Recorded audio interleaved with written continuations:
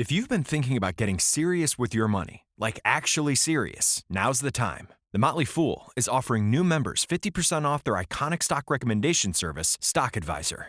This is the same service that's crushed the market with recommendations that have returned 1,057% since inception, compared to the S&P 500's 180% over that same period.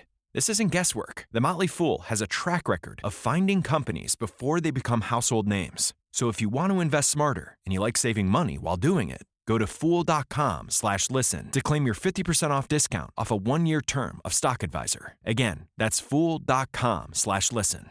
Returns of 1,057% are from the Motley Fool's product Stock Advisor and measured against S&P 500 returns of 180% as of July 10th, 2025. Past performance is not an indicator of future results. All investing involves a risk of loss. Individual investment results may vary. Hello, this is Chris Haskell from They Live by Film. For those that don't know us, Adam, Zach, and we built a podcast over the last 2 years that's a combination of film discussion from 3 very different perspectives, as well as industry interviews with the leaders in boutique Blu-ray and 4K community. We started with Dev Crocodile, but over time we've been lucky enough to speak with Arrow Video, Severin, Mondo Macabro, Vinegar Syndrome, Radiance, Indicator, most of the OCN partner labels. It's been a blast. You can find us wherever you podcast, and also actually recently as part of Someone's Favorite Production Podcast Network. We hope to see you online.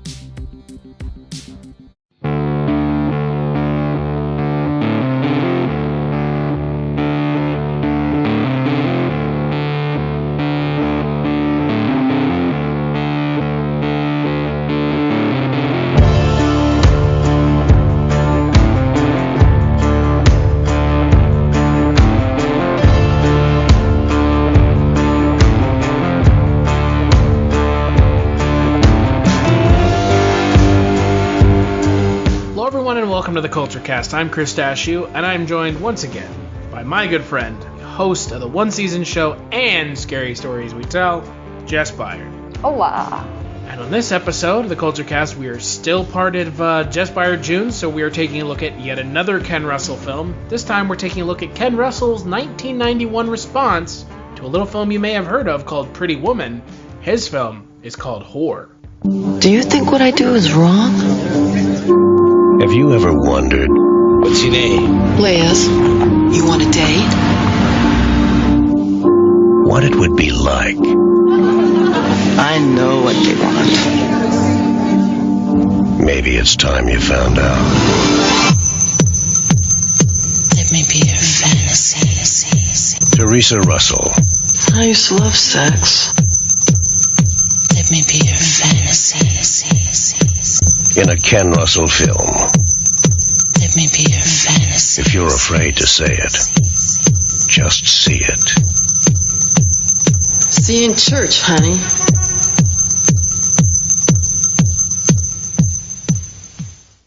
Much more straight to the point. Christ. So, film came out in 1991. It is based off of a play by David Hines of the same name. The screenplay is written by Ken Russell. It stars Theresa Russell, Benjamin Mouton, Antonio Vargas, and yeah, that's pretty much it. Jess, I know you had never seen this before, so you are not at fault here. Let's get something out of the way first. Uh-huh.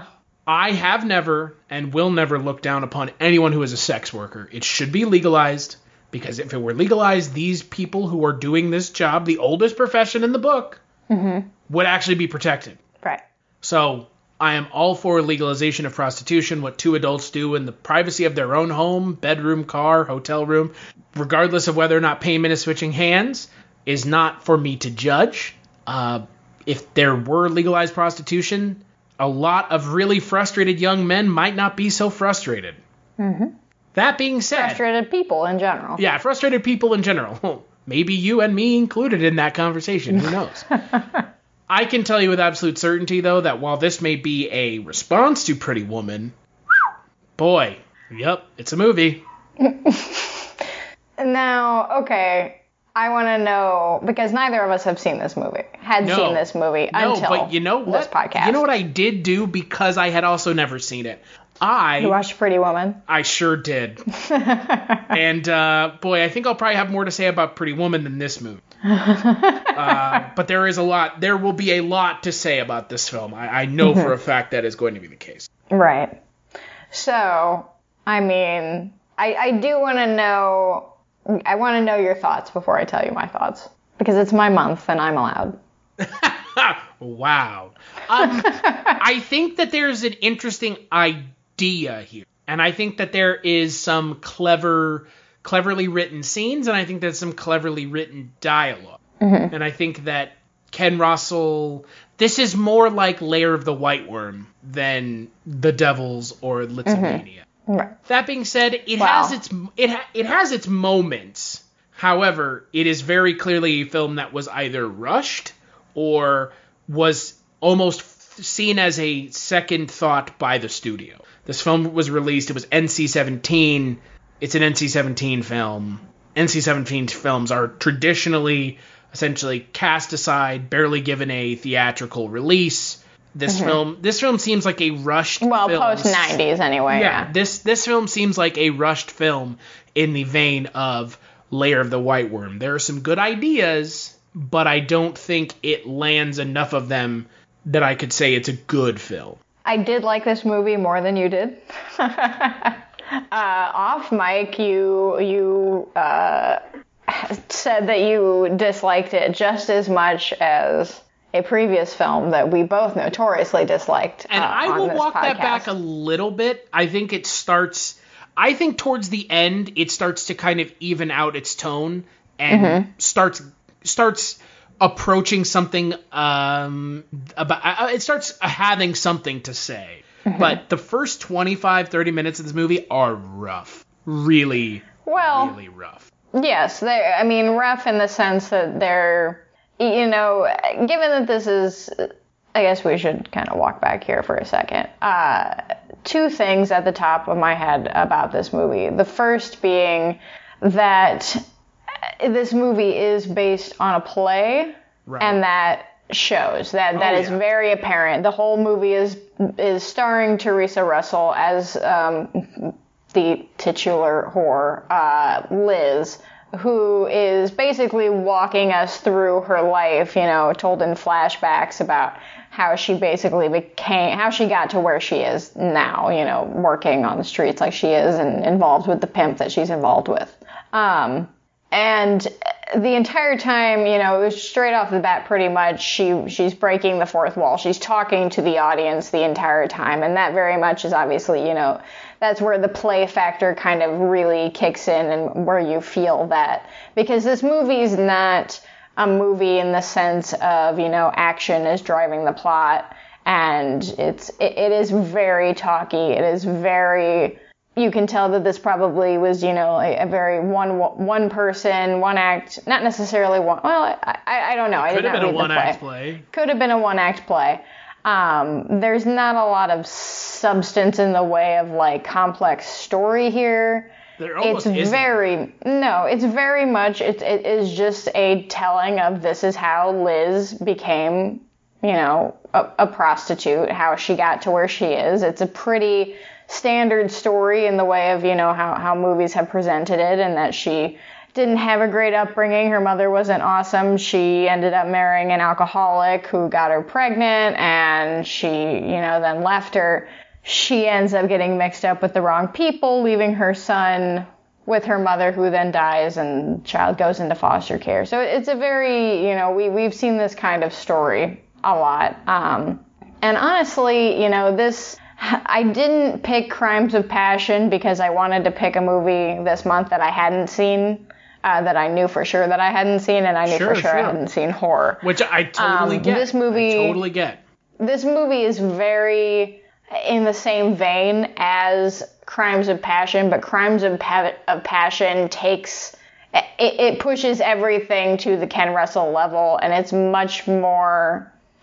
what this movie, I think, lacks in where, Ken Russell movies generally succeed is in the look of it and in, the world that you're in, because this movie is shot, on the streets, and it's dingy and gross looking, and it's supposed to be, but when you're used to watching movies like Litzomania or The Devils, or even, Lair of the White Worm, where there's more decadent backdrops. Another one that we aren't going to watch this month, but I would recommend is Salome.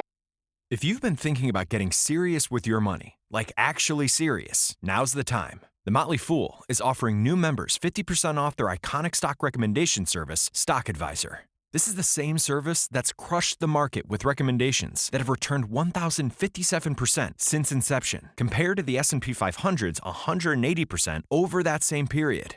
This isn't guesswork. The Motley Fool has a track record of finding companies before they become household names. So if you want to invest smarter and you like saving money while doing it, go to fool.com/listen to claim your 50% off discount off a 1-year term of Stock Advisor. Again, that's fool.com/listen. Returns of 1,057% are from the Motley Fool's product Stock Advisor and measured against S&P 500 returns of 180% as of July 10th, 2025. Past performance is not an indicator of future results. All investing involves a risk of loss. Individual investment results may vary.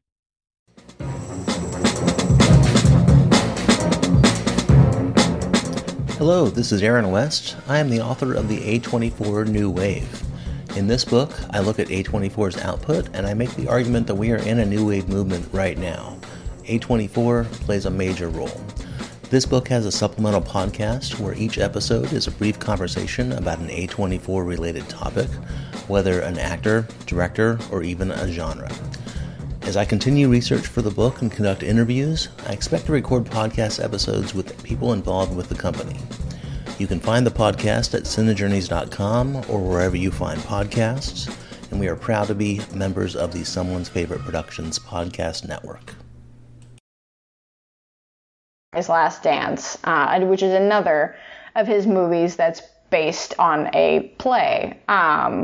But that, it's much more theatrical. This movie is more gritty and just less appealing to look at. But I don't know. I think that this movie I would disagree and say that this movie does have something to say pretty much all throughout. And I think that it does hit, I totally understand where you're coming from as far as the maybe uneven tone, because there's still very much the Ken Russell-ness of it when it comes through. There's some oddly placed humor that may or may not be, intentional. There's Theresa Russell herself, which I believe no relation. Miscast.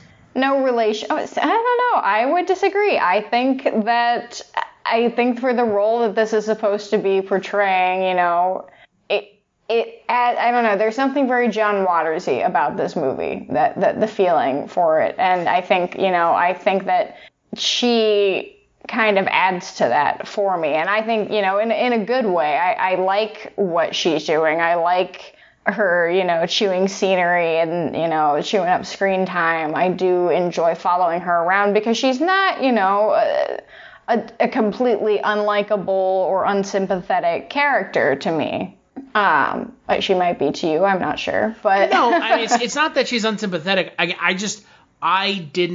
To me, Theresa Russell's performance felt like a put on. It didn't feel natural. And again, I understand that from just a logistic standpoint of it is going to be hard to put yourself in the shoes of someone like this if you've never had even an inkling of an experience with something like it. Right, but I would argue that, again, if we're thinking about this as Ken Russell's reaction to Pretty Woman, a polished version of a story about a woman who is a sex worker and who gets taken in by this nice rich man, Richard Gere, who just wants some arm candy and some affection, and then they fall in love, blah, blah, blah. Have you seen Pretty Woman? I have. Just making sure. Yes. If you hadn't seen it, you could have still convinced me you had. With that synopsis right there, I would have believed you. Yeah, because that's what happens in the movie. In my mind, the only way this film is successful, completely successful, and I would say that this film is 100% successful if it is viewed through the lens of this is his response to Pretty Woman. Well, and I think that's fine because that's in my opinion, that's where it's a success and it doesn't go any farther than. Yeah, but I think that if that's what his goal is, then it was a success. And it has been said that that's what this movie is. And I think that, her acting and it feels maybe over exaggerated or just stiff or just not natural, like you said. But I think that is a part of the reaction to something like Pretty Woman, where it's this polished, really fantastical, fairy tale idea of what sex work is and how, she just gets out of it and, she can become this, she's also this gorgeous woman who, I don't know, Julia Roberts isn't my type, but she's a Hollywood star, so for all intents and purposes, she's this gorgeous woman that, can just become this other person, and that's not how it works. And, in this story, we see that happening the whole time. She's constantly, every man that she comes up against is disgusting in some way, and even, more so just in the, I'm paying you for sex way, because that's not the disgusting part of this. That's not at all. Like Chris said at the top of this episode, this movie is the example, and, a perfect example of why sex work should be illegal, and a large part of the problem is, and, one of the side characters that she meets later in the movie even says, because she asks him, do you think what I'm doing is wrong? And he says, I don't think what you're doing is wrong. I think what pimps are doing is wrong. Because that's true. That's, there's absolutely nothing wrong with sex work. Hell, I mean, if you can do it, absolutely. If that's what you want to do it. You can make decent money. That is it's an empowerment thing. It is you are taking control of your body. You are autonomous over it. You've decided what, you can, what you want to do, what you won't do. And the problem is that it is illegal, that, more or less in the States, in this part of the world. Outside of certain places, but in this part of the world, it is pretty much illegal. And so it's relegated to, much like drugs, because they are relegated to being illegal, they're then taken over by people who are looking to control and manipulate and hurt others. Because of course that's what's going to happen, because that's just human, that's something dark that, we explore on our other podcast, Scary Stories We Tell, where there's this, dynamic that certain people have to exploit and use power to take over people. And when you allow it to happen by making things like, prostitution and things like, certain drugs and everything illegal, you're just inviting people to abuse other people. And then you brush them under the rug because you write them off as doing something. Well, if they weren't doing something illegal to begin with, then they would be fine.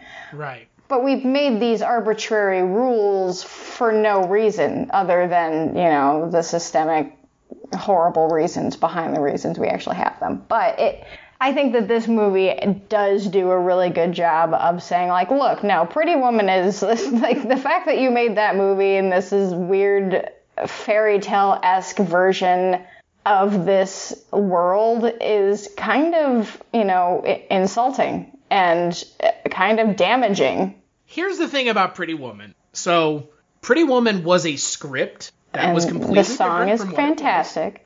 Yes, the script is completely different, and I do know the alternate versions of, that is much darker. Right, so the original script, for those who don't know, the script is written by J.F. Lawton, Pretty Woman is, and the original script was named 3000 in reference to the amount of money that Richard Gere's character pays Julia Roberts in the movie to stay with him for the entire week. If you've not seen Pretty Woman, there are going to be spoilers about it. The movie is abject garbage. Yes, it is. It is horse shit of the highest order. It is a film that pure studio romantic movie of that era where it's we're just taking whatever profession and cramming Julia Roberts into it, and there she is. Right. I mean, the thing is, the script was about a man and a woman, so a similar setup, but the issue was they were actually dealing with deep topics. Julia Roberts' character was a drug addict. The film didn't end with them together. But here's the thing. The film ultimately was produced by Disney. It was ultimately directed by Gary Marshall. It is Disney's still highest grossing R-rated film. Wow. Okay. Wow. How many R-rated films are there by Disney? We should do a month of R-rated Disney movies. Under Touchstone, probably a lot. That's fair. I mean, that's the thing. I mean, this wasn't released by Disney. It was released by Touchstone or Vestron or somebody, but Disney produced the film, what have you. Yeah. And the thing about Pretty Woman is one of the condemnations of the film is exactly what you've already mentioned several times. It is a fairy tale. Gary Marshall has said on multiple occasions that that's the case. Here's the funny thing. J.F. Lawton doesn't care that his script got butchered, because the way he explains it is, I'm an architect, I designed a cabin, and instead of taking my cabin and building it, you decided to turn it into a skyscraper. Am I really going to complain? Is he really? You're right. I mean, there are some people who are artists, and that's their thing, but he's not wrong in the idea of, especially from a production standpoint, screenwriters, that the original script is generally just the outline and the guideline of where you're going. The script ends up getting rewritten a million times, between the final copy and then being rewritten, on set at times. So, that makes sense. And there are, I applaud him as a screenwriter to be able to give up that kind of story, give up his story because, the studios and everything wanted that. And yes, he made a ton of money. There's no doubt about it. But I would be really upset. Well, here's the thing. I might be upset, but I think all of that money would probably ease the pain. Yeah, I would he was a struggling screenwriter who, this was one of the things he wrote initially in the 80s that got picked up. Right. And if it's not your baby, it's not your, main, it's not the white whale project, then yeah, I could get by it. And there's, working screenwriters a thing. If somebody contracted me to write something and I wasn't, that gung-ho about the idea, still, it's work. And look, it is ultimately Pygmalion for morons. That is what it is. Well, yeah, it's a product of its time. I watched Horror, and then I watched Pretty Woman right afterwards, because again, there is no way in hell that I'm going to watch a film that is a, quote, response to Pretty Woman without having seen Pretty Woman. So I wouldn't be doing anyone a service by saying, well, I haven't seen Pretty Woman. Well, good job, dumbass. So, realistically, if they mention that this is a response to a particular film, I need to watch said film. Right. Look. I had seen Pretty Woman. I didn't feel the need to see it again. No, nor should you. Well, look, the other thing about Pretty Woman that I do not understand, and I was talking to our esteemed colleagues, Father Malone and Mike White, about this, is who finds Richard Gere an interesting lead? He is boring. He was then. Was he? Because he's wooden then, and he's wooden He was now. then, and you know who he was? Because the people that were going to see those movies, and, he appealed to the 45 and up white lady crowd that was going to see those movies. I think I think there were women younger than them who liked it too, which is the sad part. Right, yeah. But what year did that movie come out? 90. Came out like a month before I was born. Right. Look again, we're not going to get too much into Pretty Woman, but I obviously, if this film Horror is a response to it, there's no way we don't talk about it. Julia Roberts is great in Pretty Woman, but Julia Roberts is kind of just doing the Julia Roberts thing. Right, she's fine. Whatever. The funny thing about the movie is, if you read interviews with J.F. Lawton and others, the only reason they switched it from being a serious look at sex work is because Richard Gere and Julia Roberts had such good chemistry. Right. And we don't want them to have a sad ending. We want them to have a happy ending. I swear. Well, hey, and you know what? To be fair, you can argue that Horror does have a somewhat, positive or at least optimistic ending. It has about as optimistic as an ending as Pretty Woman does. Right, yeah, she's, some spoilers here. She gets into a bit of a snag and is rescued by a previous character. And it sort of ends with her all right, well, I survived that night. I survived this time. I've survived all of the shit that I've told you about leading up to this moment that's happened to me in my life. And I'm still trucking. I'm still going, but it's not a guarantee, obviously. The movie ends with her just kind of walking out into the sun, and you don't know what's going to happen after that because... I would agree. I think the ending of Horror is about as optimistic as the ending of Pretty Woman. If we're talking about a film that's more tonally even-keeled, I'm actually shocked to say that I would go with horror over Pretty Woman. Yeah.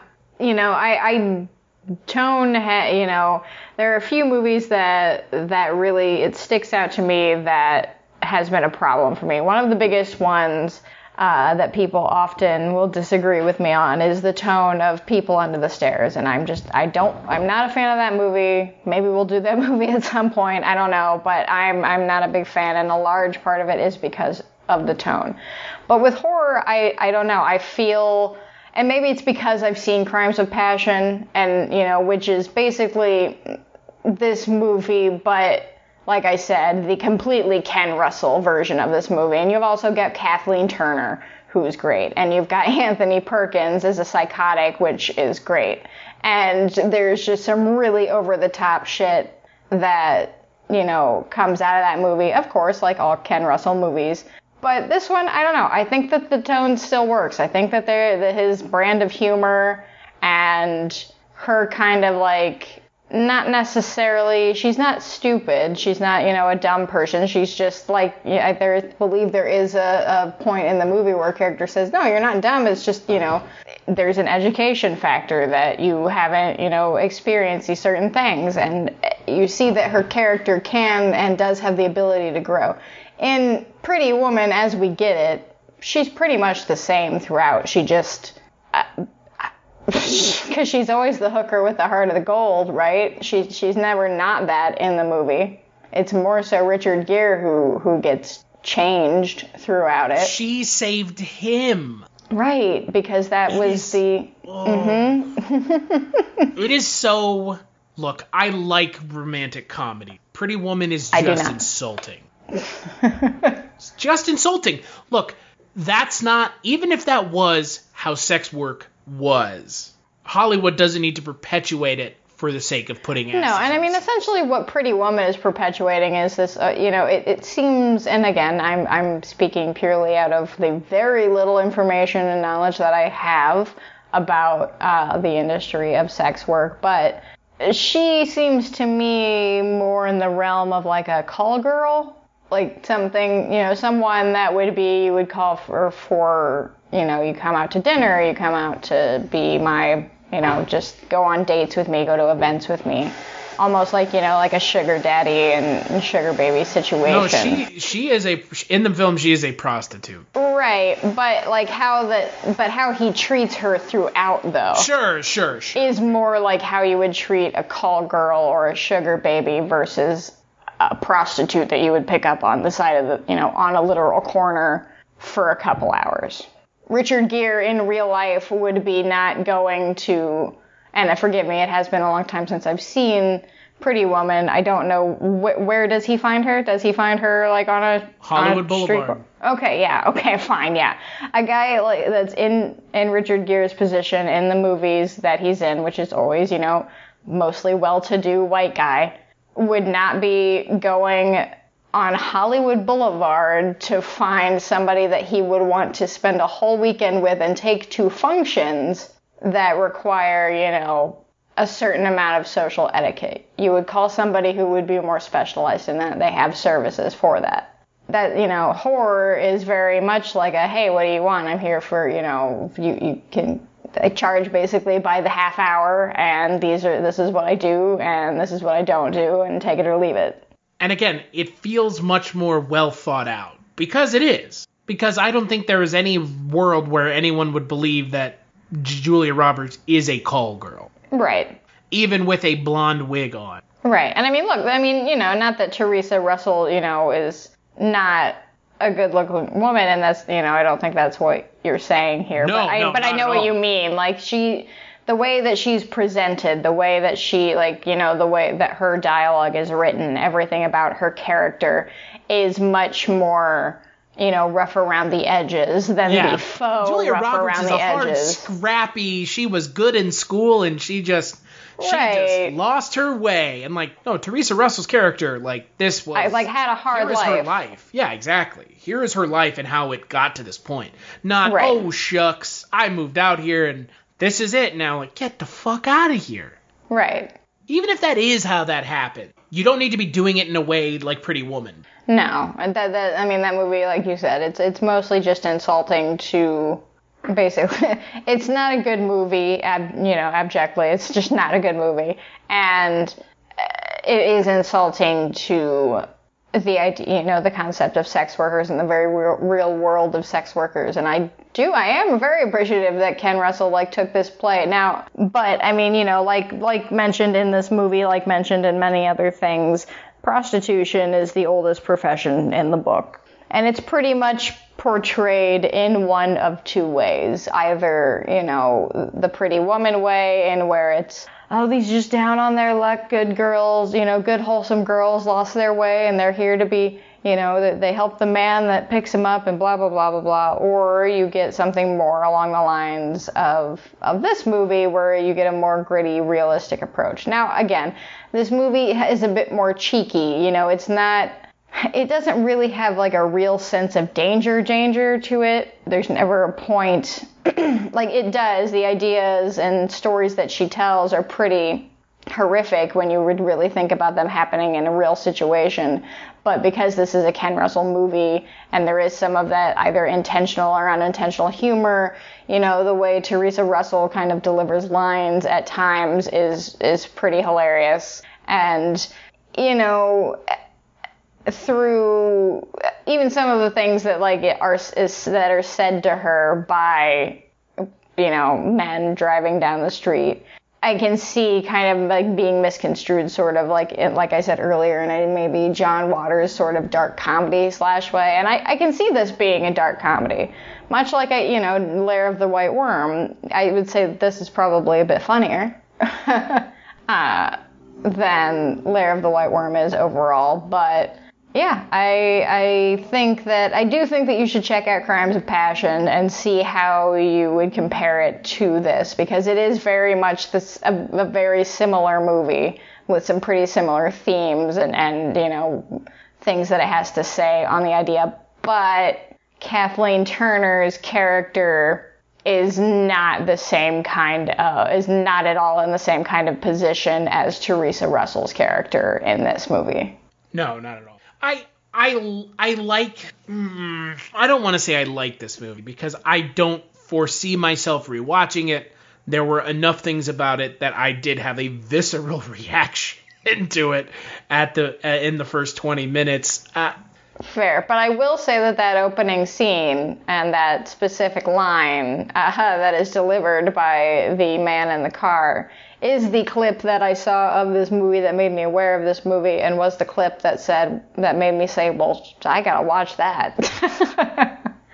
So, if you're, at least not intrigued by the first 10 to 15 minutes of this movie, then I would be surprised. It does a better job of portraying sex work in a believable way. Right. And if that's what it was going for, which according to Ken Russell, it was going for, then it was a success. But here's the thing. I don't need to watch a movie to know that that's going on. Well, no. I don't need to watch a dramatization to know that that's going on. Well, no, you don't. But sure, he's trying to... But people who saw Pretty Woman aren't going to watch this movie. That's the problem. No, the problem is when we all given run the into that opportunity problem, like Pretty don't we? Woman, they resorted to the bullshit narrative. They Right. had the opportunity to do something, and instead of doing something interesting, they went to the bullshit well of the modern day fairy tale, where instead of a poor girl, Right, because they need to sell it to a market. Exactly. And this film was never going to be that successful because nobody wants to have the underbelly of society pointed out or lifted up to people to see underneath what's underneath the other side of the coin. They just No. And I mean, honestly, looking at even the rating, the NC-17 rating is a really hard rating to sell anybody, but especially post 90s, especially having something NC-17, even, Crimes of Passion isn't NC-17, I believe it's rated R, and I would argue that movie has just as much reason to be NC-17. I have no idea why this film is NC-17. Nothing in this film. Because it's all about sex, I suppose.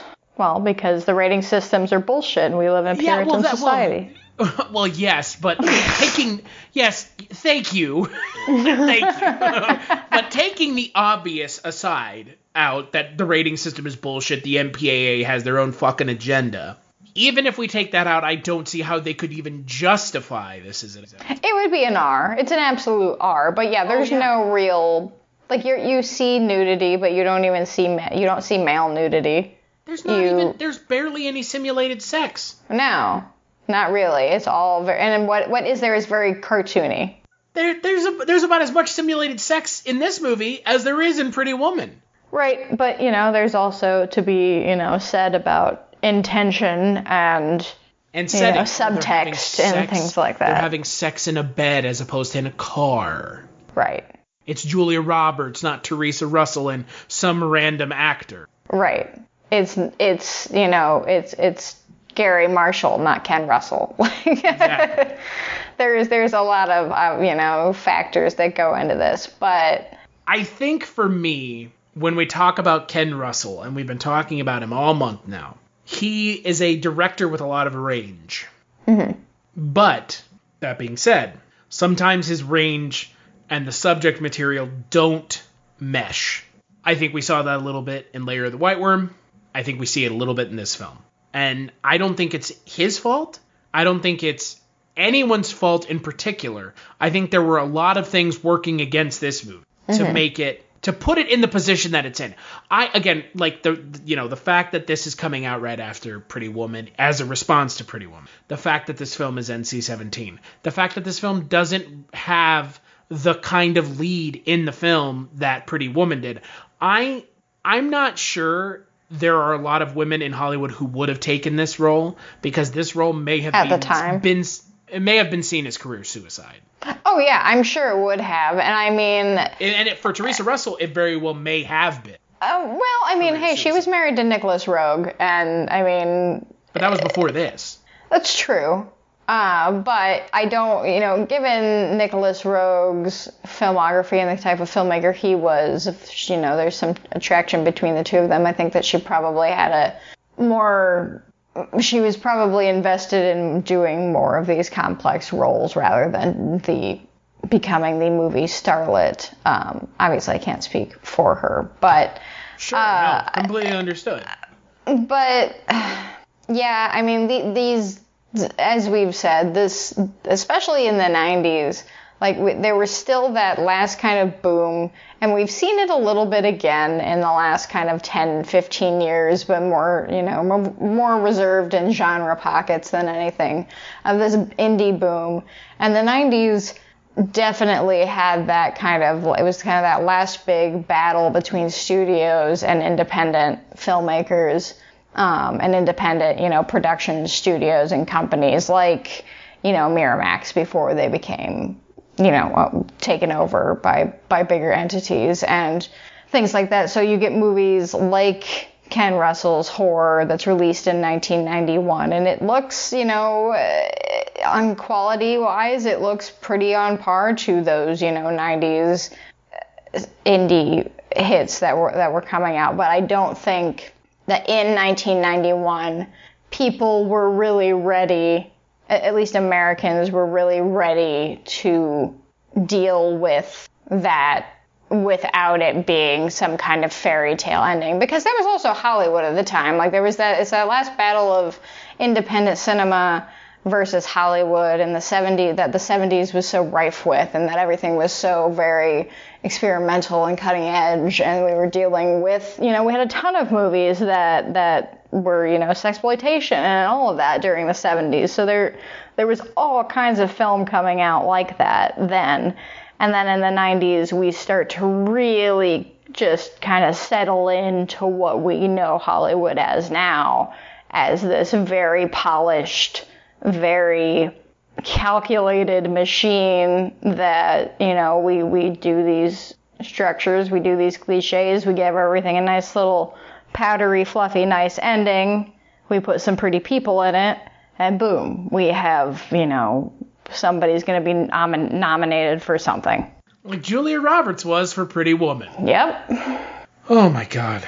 So, yeah, no, as a response to Pretty Woman, as a later movie for Ken Russell when he's in the era of the 90s where he's not getting the complete, control over everything and ability to put out crazy-ass movies like Litzomania about classical composers that he could put out in the 80s, but come 90s, nobody's willing, risks are being...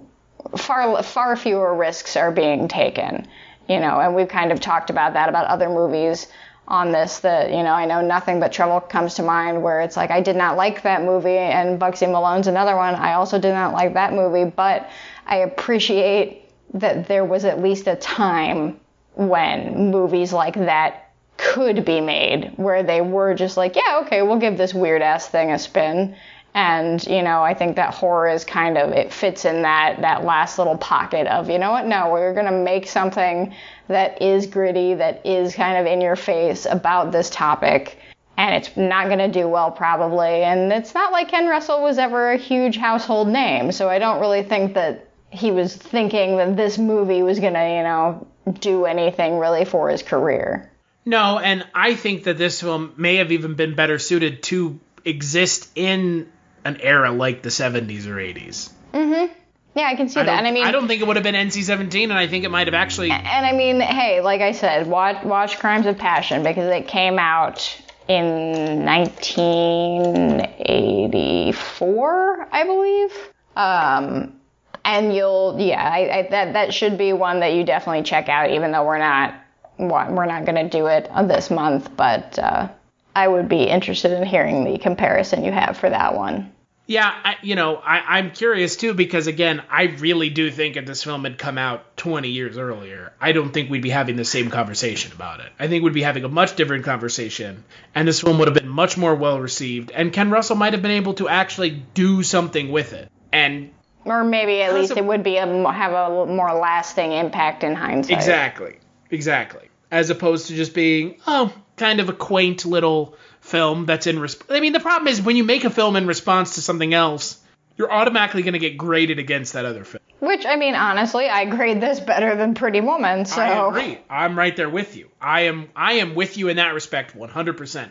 I have no interest in revisiting either of them, but if push came to shove, I would revisit Whore over Pretty Woman. Mm-hmm. First off, it's 45 minutes shorter. Yeah, and also, this movie's a cool 85 minutes, so even if you're not sold by my, by either of us in this, you'll at least not have to waste too much time. And that's a positive, but I think it does a better job of giving the audience something to really sink their teeth into versus a highly polished bullshit Hollywood film about Julia Roberts and the wooden man Richard Gere possibly having a relationship.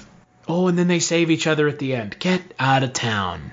Yep. Well, the constant trope of she doesn't necessarily count as a manic pixie dream girl in, the sense of what a manic pixie dream girl is portrayed as. But it's effectively the same idea of woman exists in plot to save troubled man or make man, find joy in life. Yeah, it's just, I don't get why anyone would ever say they like Pretty Woman. Again, it's that era that you've got mail, that my mom likes shit like that. I am generally not a romantic comedy fan at all. There are a handful of what I would, say, contemporary, romantic comedies are. If you want to classify some classic Hollywood, like His Girl Friday and stuff like that as, predecessors or early rom-coms, then fine. I like more like It Happened One Night. But contemporary rom-coms, and by contemporary I mean anything like post 1990, I just don't get. There are a couple that I'll deal with. I like When Harry Met Sally. Do I need to really watch it again? Probably not.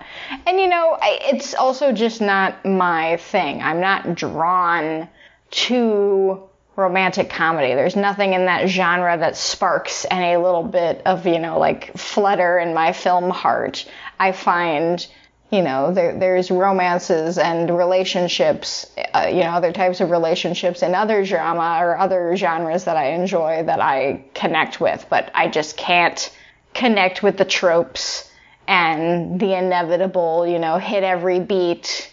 I can't do it. Like rom-coms and reality television, I can't deal with. I mean, I like rom-coms that don't play like the audience is dumb.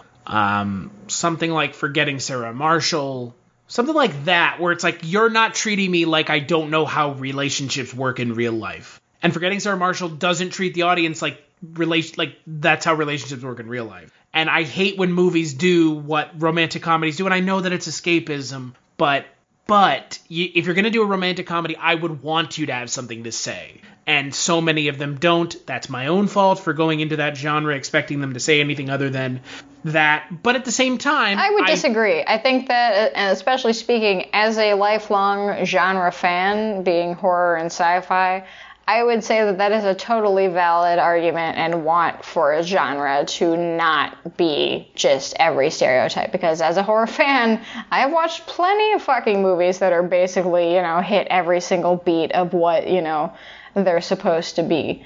But for me, in my experience, there's just a myriad more of options to watch within those genres than in the romantic comedy world. And B, they're just, genre stories explore a lot of themes that I'm much more interested in than, themes that romantic comedies would be exploring. Yeah, but I think also, and this is going to sound terrible, but the studio also knows who their target audience is and assume you have a market. I mean, that's a real thing. I mean, they send out lists to studios and producers every, quarter saying, hey, this is what the market's interested in right now. And that's when you get like a fucking deluge of the same type of movie because everybody got that same list. Matthew McConaughey was in rom-coms for a long portion of his career. And he made a fuck ton of movie. He made a fuck ton of money on it too. He did make a fuck ton of movies too. 51st Dates.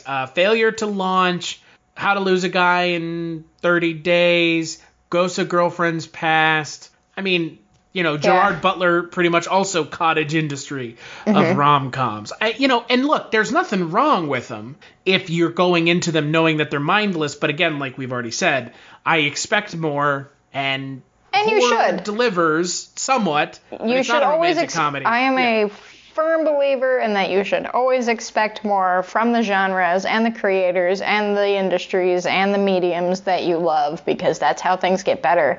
That's how things evolve. That's how new stories get made. That's how we avoid falling into these ruts of like the 90s where it's just the same fucking movie over and over and over and over again until everyone's eyes bleed. You should always want, even the people that you love. I'm obviously a huge fan of David Lynch. I have, enjoyed that he's grown. I don't love everything that he's done either. I am very fine with being critical towards some of his work. That's how we should view art and people who create it. There's no exact formula, and when you do start following exact formulas, you get things like your paint by numbers romantic comedy or horror movie or whatever. It's not just based on one. It's not just, confined to one genre. Anybody is open to mediocrity. Mediocrity affects everybody at some point. So, I think that the perfect example of that is looking at something like Pretty Woman that is the epitome of mediocrity when it comes to that, but looking at how big of it, a pop culture staple it technically is, that she was nominated for an Oscar, that people still fucking love that movie, and then you look at something like horror that tried to get out of that, paint by numbers formula, and, it didn't make any money and nobody saw it. And again, it's a shame. Yeah. I'm right there with you. We should expect more from our content creators. Myself included. Oh yeah, myself included in that too. I open feedback and criticism. I want to hear what I do well and what I don't do well, because I want to get better at the things that I don't do well at, and I want to keep improving on the things that I'm already, decent at.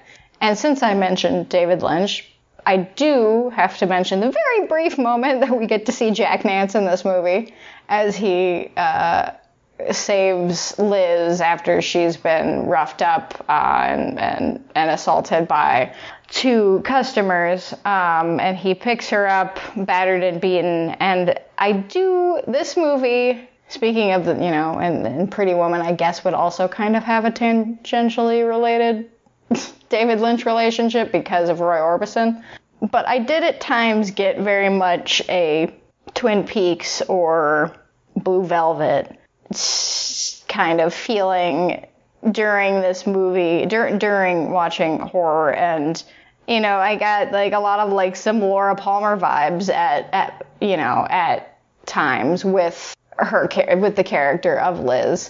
So I don't know, that might just be me just kind of feeding into that, but I also would like to think that maybe Ken Russell was an admirer of David Lynch or vice versa.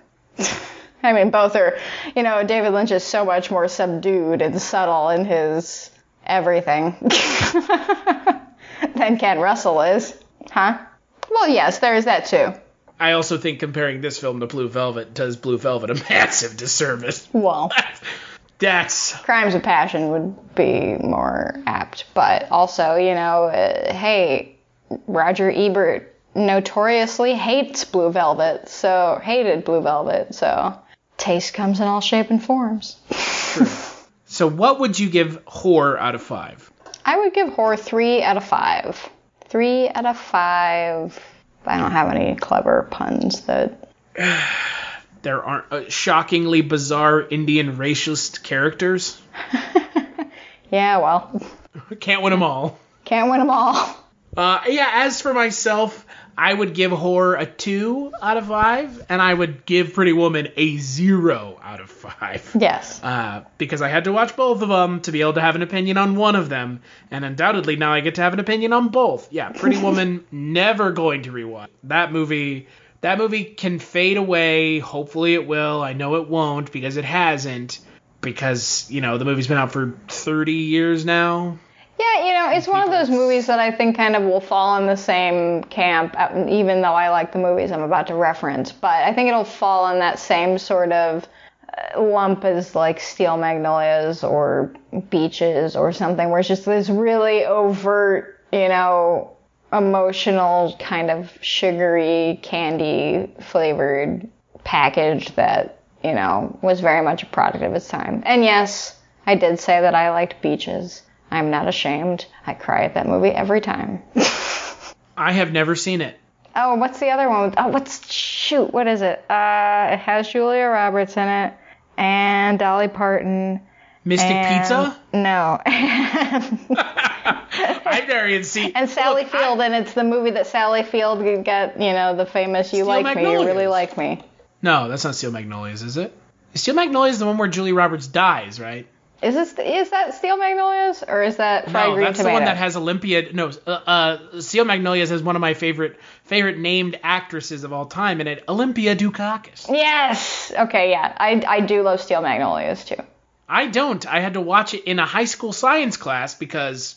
That's not... What? I think it's because doesn't Julia Roberts' character have some sort of disease? Yeah. Is that how they rationed showing it in science class? If a teacher doesn't want to teach, I get it. Sure, you don't want to do anything for an hour. Just put on a movie that is PG. Put on Steel Magnolia.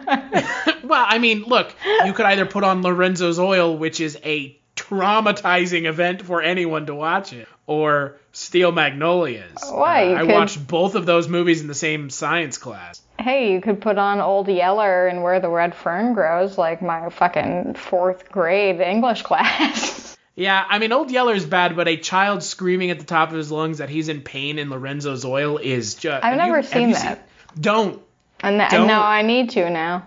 Oh, no. Well, go right ahead. Yeah, thinking about that, like, that time in, like, high school where we were just, like, the teachers were just lazy and just didn't care. Oh, they just rolled the TV in? You were like, all right. Oh, no, we had the projectors. Oh. This was high school, not... well, fair. Yeah, they had the projector and it was, we're watch a film today. Steel Mag. Wait, Lorenzo's Oil is directed by George Miller? Yeah. Stars Nick Nolte and Susan Sarandon. Like that George Miller? Yep, that George Miller. That George Miller. He also directed Babe 2, Pig in the City. And Happy Feet, 1 and 2. Yeah. He did The Witches of Eastwick. That's a good movie. But, regardless, 0 for Pretty Woman, 2 for Whore. So, on the final episode for Jess Byard June, we are taking a look at Valentino. Mm-hmm. It's going to be Jess and I, Mike White, and maybe even Maggie. So it's going to be a full house talking about another film that I hope is as good as the first 2 movies I watched. It's much more in the same vein. Okay, good. Especially the way it looks. Automatically puts me in a good mindset going into it. I mean, again, it's not like I disliked Whore. It's just I wanted to see more of those things I've seen from Ken Russell that I liked so much. Yep. Fuck me for liking it. That's what I said. You should always approach creators that you like with a grain of salt because you know that liking, I can't think of a single creator and where every single thing that they've done I like. Kevin Smith. What? No, I like Mallrats. I mean, Mallrats is a classic. Right. And I like parts of Clerks and parts of Clerks 2, and that's about it. I think his best film is still Dogma. Oh, well, okay, yeah. I do enjoy Dogma. Dogma's a movie that has something to say. Here's the thing about Kevin Smith. Kevin Smith is one of those directors that needs restraints.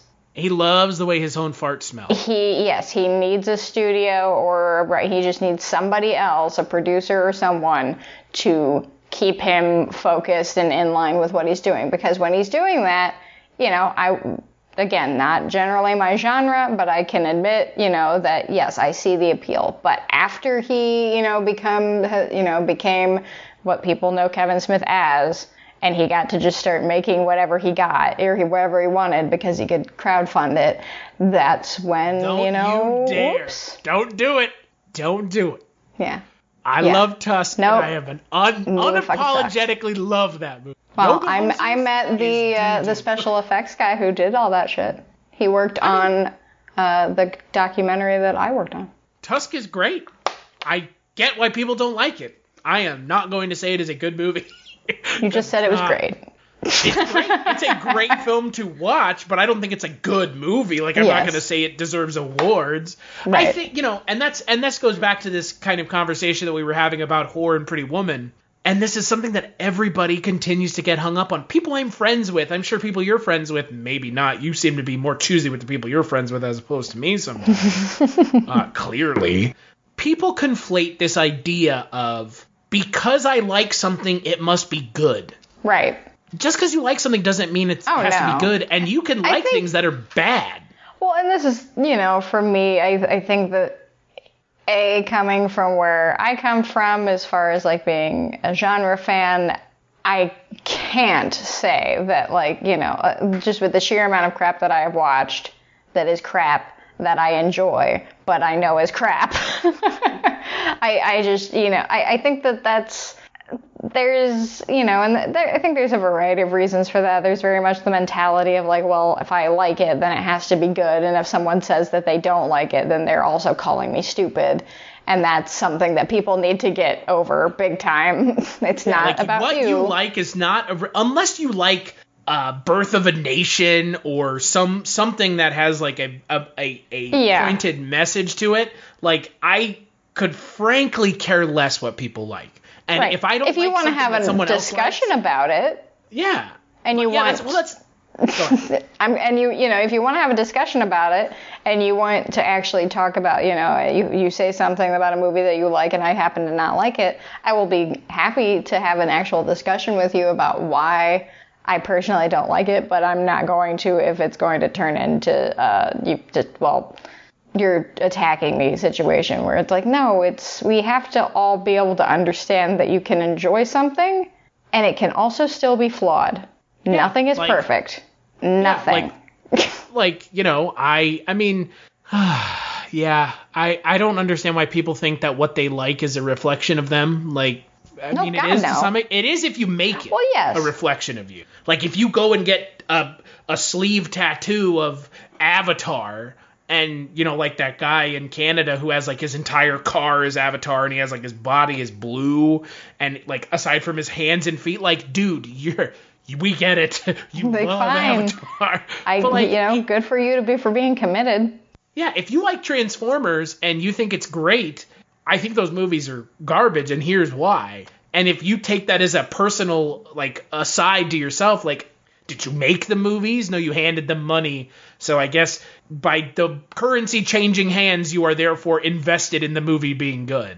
Well, and there's the thing with art and, creativity and content like that, as a whole and objectively, it's all objective. It's all just different, your perspective, everything about you, every moment in your life up to this very point and then continuing on will affect how you perceive, various forms of art, be it a song, be it a painting, be it a film, be it an episode of a television show, be it a book, be it whatever.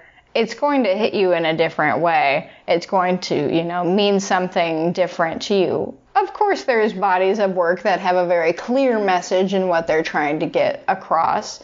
And not everything is, a high school English class and where every single stitch of a scene has to be analyzed. But you do have to realize that when you're watching a film or you're reading a story or something, there's always a variety of, things impacting the reasons behind that story, the reasons why it is the way it is, the reason why, this painting brushstroke is this way.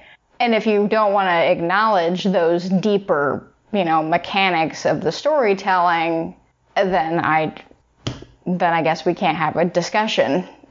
Well, it's like saying, why do the Transformers movies exist? To sell toys. To sell children's toys. If you think that it is a grand statement on the quality or the production of CGI film in this country, you're wrong. I'm sorry. Right. You can't accept that there's an ulterior motive for why they made those films. What planet are you on? And honestly, sure, there's plenty of stuff that's just made to make money and just made to be watched. And guess what? Most of that stuff is crap and you don't like it. Because it's very clearly crap. Because it was made with no intentions other than to be a cash grab. Yeah, look at all those Adam Sandler movies on Netflix. Like, who is watching these? Like, who is watching these movies? Please, raise your hand. Not enough people to warrant that. Six, what is it? Not Hateful Six, the Ridiculous Six. I watched that movie from start to finish. That's woof. You know what? Because I watched it from start to finish because I was expecting I was going to know someone who would tell me how good it was. And I was like, if I want to have an opinion, I need to watch it. But you know what? The opinion you have is the same one I have. It's bad. And you didn't even have to waste 2 hours watching it. Mm-hmm. But on that note, there's only one director who has a perfect filmography, and that is I'm just kidding. Wow. I would disagree there too.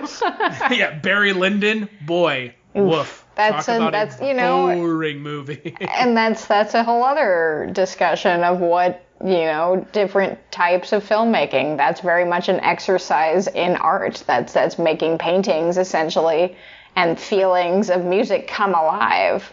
It's not a movie. The Revenant. They're making technical filmmaking. Yeah, it's not it's an exercise in art and technical skill, and there is something to be said and appreciated for that. But if you don't, it's totally understandable to want to go to a movie and see a story. Like that's totally understandable. That's normal expectation. Right. That's a narrative. Normal expectation, yeah. I go to the movies to watch a movie, to see if, experimental film is a thing. Hell yeah, Koyaanisqatsi is experimental film. I love it. I love all three of those movies.